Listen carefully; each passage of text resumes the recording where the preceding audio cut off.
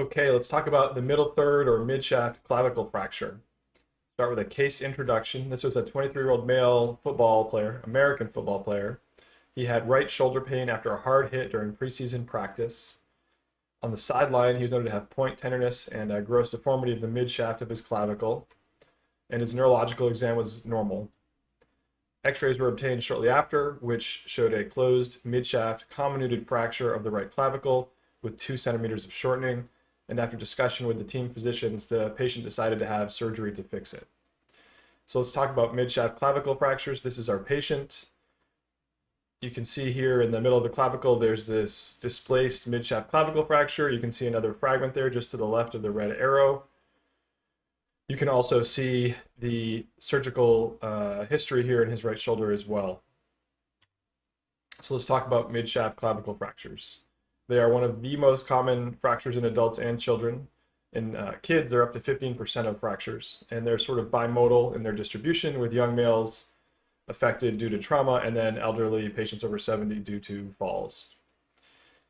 The midshaft represents the vast majority, like about 70%, with the lateral third being about a quarter, and then the medial third is pretty rare at only 3%. Whoops. Risk factors include osteoporosis and osteopenia and male gender. Let's talk about mechanism. Typically, the standard mechanism in a textbook would be fall directly under the lateral shoulder. You can also have fall on an outstretched hand. You can have direct trauma to the clavicle, traffic and motor vehicle accidents, of course, and then sports and recreation would be more common in younger patients. Associated injuries can be catastrophic, mostly related to the mechanism, but include scapular fracture, rib fracture, pneumothorax, acromioclavicular or AC joint injury, sternoclavicular or sternoclavicular joint injury, and then the dreaded injuries are great vessel and brachial plexus. Physical exam for midshaft is often pretty straightforward. There's usually a deformity. It's usually tender. There's pain, swelling, and bruising. The arm is held in sort of a neutral, internally rotated position because motion is painful.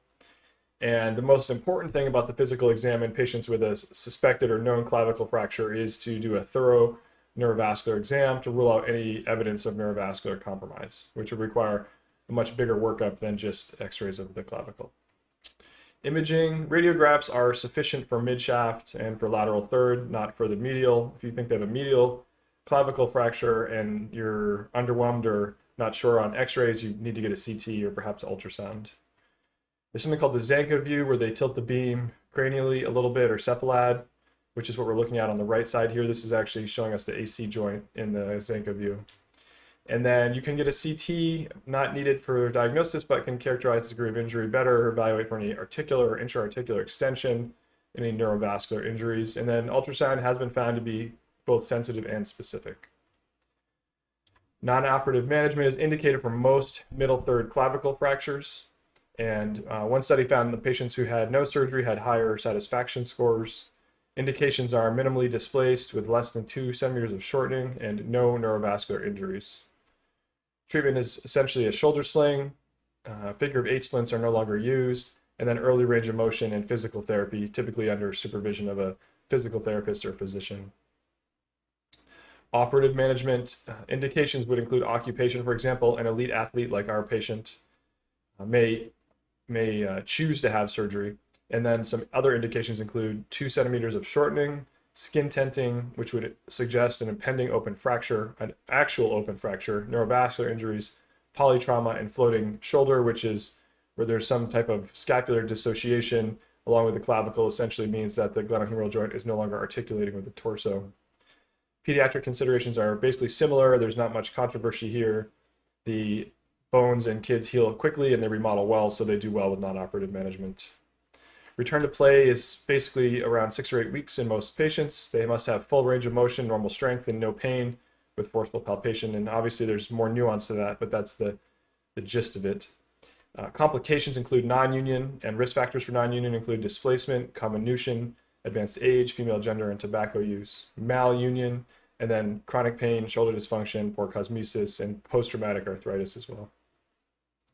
So our patient had surgery. He had a plate osteosynthesis, which is the big white fragment along the clavicle there. You can see realigning the bone, generally speaking. And then they did a screw fixation for this little tiny fragment to anchor that in place, which is the little screw you see in the middle. On week 1, he was doing well with pendulum range of motion, bicep curls, tricep extensions, and a stationary bike. On week 2, he was switched over to an elliptical to start using his upper extremities, improving his shoulder extension and adduction. On week 3, he switched over to jogging. He started doing dynamic rehab, such as dribbling a ball and doing team conditioning. He was getting a lot of complementary therapy, such as cryotherapy, thermotherapy, and manual therapy. On week 4, he progressed to push-ups, dynamic stabilization, and advanced scapular exercises. Week 5, he was almost normal, full range of motion, full strength. And on week 6, he had a CT to evaluate bone healing, which was adequate. They placed a clavicle pad on him and allowed him to return to full competition without restriction, and he did very well.